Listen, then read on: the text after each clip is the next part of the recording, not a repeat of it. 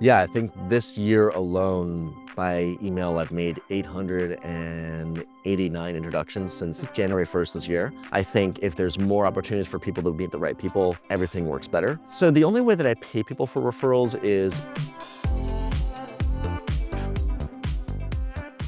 Hey, this is Mike from Intro Stars, and today we're really excited to bring you a brand new episode of the Super Connectors podcast in New York. For today's episode, we've got a really special treat for you. We've got another Mike MacCombie, the ultimate super connector in the startup ecosystem. Mike runs 165 WhatsApp groups for startups in every industry at every stage and always finds the right match to bring startups with a perfect investor. And Mike also runs his own investment fund, Generous Ventures. So Mike, such an honor to have you on the show today. thank you for having me on. It's great to be here. So Mike, tell us about your journey. How did you become this super connector for startups, bringing so many types of startups together? Tell us about that journey. So background of it was I never expected to have this be what I'm doing now. I started off my career, so I'm the son of two psychologists. I studied a bunch of social sciences in college. My first career, I was a middle school teacher to students with special needs in the South Bronx in Harlem. And then I was a behavior science-based consultant working with companies to make their products more compelling for people.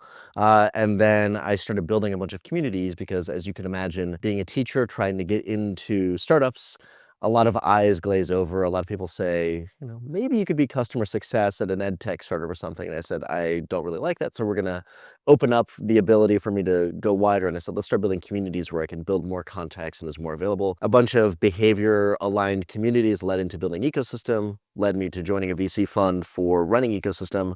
And then I got really curious and I started my own VC fund because I thought I could improve upon what I was seeing in the industry. So now, in your day-to-day life, you meet so many startup founders, other investors, and you always kind of play the matchmaker in between. You've got this incredible matrix of all these connections you've got. Yeah. So how do you manage that system? What is your mental process to manage so many connections and to connect the dots? How do you do it? So I used to try to I had a Facebook group years ago for this one community I was running for many years. And I realized I needed a better easy button. So what I did was I basically said, we're going to have one group for every specific criterion that matters. So if it says, I'm looking for fintech investors, great, we have a group, we can share a deal with them. If I'm looking for Series A investors, we have a group. I basically built my CRM as different WhatsApp groups. So I don't have my own CRM system on a separate sheet. I just say, hey, I meet somebody. If I met you, I'd say, okay, there's 4 or 5 groups that make sense. For when there's a post of that type, we'll share it with those groups and then you'll see everything you need to see. So it's sort of a pre-sorted audience segmentation. Yep. Using different communities as micro CRMs. But the goal is basically to have an easy button for each thing so it's easy to help somebody with one click. And apart from adding people to those WhatsApp groups and build these mini communities for all these specific verticals or industries, do you also do one-to-one introductions where people say, hey, can you introduce me to so-and-so? Or you meet someone and you immediately think of a specific person you can introduce to them? You still work on that as well? Yeah, I think this year alone, by email, I've made 889 introductions since January 1st this year. It's a lot of work. That's a lot of introductions. Wow. It's a lot to keep front of mind. It's a lot of investors wanting to meet companies, a lot of companies wanting to meet investors. But it's definitely a process. And getting both at scale and doing it right takes a lot of time. It makes it easier for me because I track it as a KPI for people who invest in my fund, things like that. But it's definitely a process. It feels like it could easily be a second-time job. Yeah. And how do you track it? Do you have a CRM system? Do you have a dashboard? Like, what is your process? Right now, I have a very basic Gmail labeling platform, and then I'm willing to count it up at the end of it and sort of say, okay, how many introductions did I make for LPs in January of this year? Search the label, go to that. Yeah. But yeah, definitely there's a lot of machination that I've done on the back end to sort of do it. And so what is your bigger purpose in this? Are you just feel like you love to connect people? Is that your ultimate purpose and mission? Is it about creating opportunities where people close massive deals or investment rounds? Like, what is your ultimate purpose? Where do you get joy? I think for me, it comes from 2 spots. One is I genuinely enjoy setting up serendipity for people to happen. I think if there's more opportunities for people to meet the right people, everything works better. For me, it comes back from early childhood. I had a loss in my family with my mom, and the community, my school came around, and it was the one place where I felt like things would be okay if people were there. And so just internally, it's always been a part that feels very aligned for me to sort of set up places so people don't feel like there's nothing around to help them. So I think the way for me of never feeling like I would be without people that I could help or be helped by is to make sure that there's never a lack of people around. hence a lot of community building to support that. And is it all virtual, or do you still do lots of in-person events? Do you all actually build your own personal network by going to in-person events, or is it all introductions sent your way? It used to be 80% was events I hosted. Yeah. I think I did 180 events in 2019 and 311 virtual events in 2020. Oh, wow. Now that I run a fund, it takes a lot more bandwidth. So I run all the communities where people share their events, and then I join and attend. I host maybe 2 or 3 events in a given year. Yep. But those are sort of specific events that not everybody's doing, and then I go from that. And those events are specific to specific industries or verticals, or is it for any startup or any investor? Generally broader. So I'm hosting a pre-seed investor summit next year. I'm hosting a side hustle summit perhaps at the end of next year. I'm hosting in a week and a half a New York Tech Friendsgiving. I've been doing it for 5 years. So that's just sort of generally people I know. So I've moved from being a very heavy event host to being a very heavy community builder, with the hope of being just everybody can share their events, and frankly, then I get to see all the events. That's so cool. And so what advice do you have for founders who are starting to build their network, or starting to build all the right connections, and eventually who will become super connectors themselves? Do you have any advice for them to go on that path? I think the first thing is to not try to go for the goal of being something. I think it's if you genuinely enjoy the process, then there's ways of doing the process better. I think one is keeping attuned as best you can to what the needs are somebody mentions explicitly or implicitly of, oh, they're really looking for it. One question I love to lead with is saying, what would be serendipitous for you right now? Because a lot of people don't know how you can help. And it's sort of saying, what's on your mind? What are the questions you're solving, the people you want to meet? And just basically try to say, look, if I can find that this person needs X, Y, Z, and this person loves helping with X, Y, Z, I say, oh, by the way, you might enjoy meeting each other. Introducing two people that they would have loved to meet each other, even if they hadn't been introduced, sort of informing people of good introductions rather than selling them on somebody, I think is great. And leading with being more generous than expecting anything. I think the minute that somebody says, hey, I need X, can you help me? Yeah. Without recognizing like, oh yeah, I've done enough work to support, it's there. So I think just genuinely leading with it and being patient, it takes a couple of years to really have a accumulating flywheel effect of all the introductions you've made. So leading with generosity, being supportive, understanding what are the implicit side of what people want. Those are the starting points. And then I think the last thing I would say is building leverage. Something to invite people to in some loop form is way better than having to do, let's get a coffee every 3 months and catch up, because there's no context.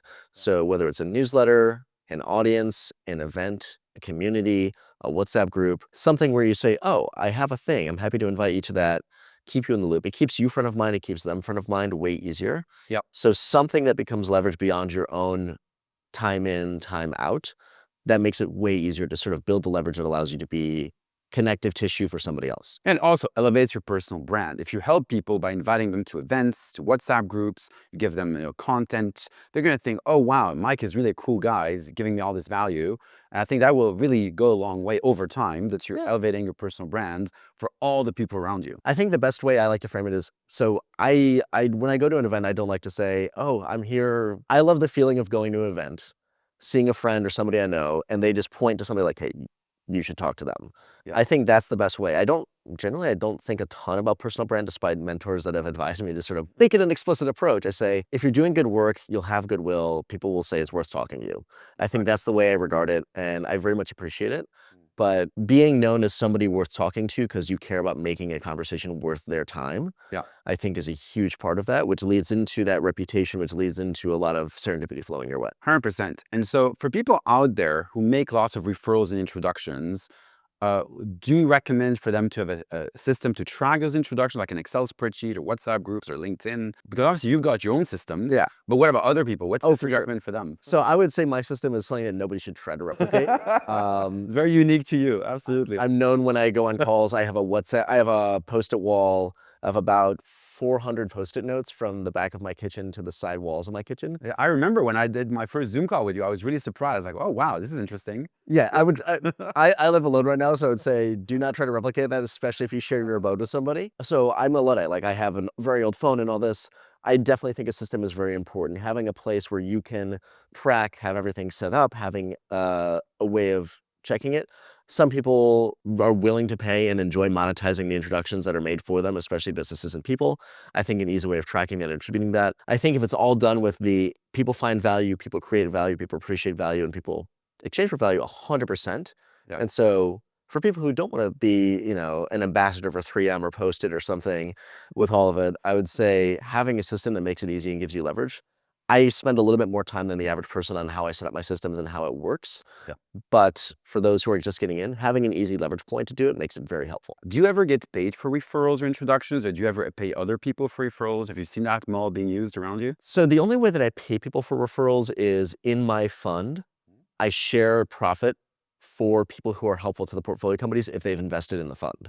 Yeah. So if they introduce my best performing portfolio company to an acquirer, I will give them up to a third of the profit that that company generates for what I would have taken from the profit. That's very generous. Yeah. That's a good referral. Then it's got to make sense. But Yeah. in terms of that, I have gotten paid for introductions, but I refuse to do it for anything where it's not just, my introductions are, I give context for two people that would have wanted to meet anyways. Yeah. And so I've done help for some companies. If companies ask me to be introduced or to help with fundraising or stuff, I'll help them with the fundraising consultancy side, things like that, where they want help. I'm happy to do it if they say this is worthwhile. Yeah. I tend not to ask for things, which is probably a weakness of mine. Yeah. So how do you monetize? Some people ask me to be, I've been fractional platform support for portfolio companies saying, hey, if we bring you on, can you help our companies out? I've done that. Fortunately, running my own fund, soon enough, I'll be paying myself fully, and that's where the main income stream comes. I've probably been slower on the monetization than I should have been, to be honest. Yeah. So something for me to work on. Food for thought. So what are you focusing your energy on right now? Do you have a short-term project you're working on? Where can people follow your adventures right now? Yeah, so projects are, I run my fund, Generous Ventures. I invest in very unsexy companies that never need hype to succeed. So anybody who's building very basic startups in legacy industries, so compliance, tech, supply chain, et cetera, those are the companies I invest in. And then I'm running a pre-seed summit for investors in May of this coming year, and then potentially a side hustle summit for people who want to learn about side hustles in fall of next year, just as an idea that people asked me to put together, and I said, oh, this actually feels worthwhile. I would love to be part of that. Yeah. Obviously, I believe in the intro economy where millions of people will have a side hustle as introducers. Absolutely. I think that's really exciting. AI is replacing all our jobs, but it's not replacing human relationships and matchmaking, introductions. So I think that's the ultimate side gig, to be an introducer. So again, love to be part of that event. Sounds amazing. I have a WhatsApp group for it. I'm happy to do that. Can't wait to join. Well, thank you so much, Mike. So many pearls of wisdom. Thank you so much for bringing so many people together, connecting incredible founders, and creating all these communities, which is incredible. So any founder I know who wants to join a community to meet like-minded people and find investors, I'd be happy to introduce them to you. I appreciate it. I hope that was of value. It was definitely. Thank you so much, Mike. Really appreciate it. Thank you, Mike. Thanks, Lily.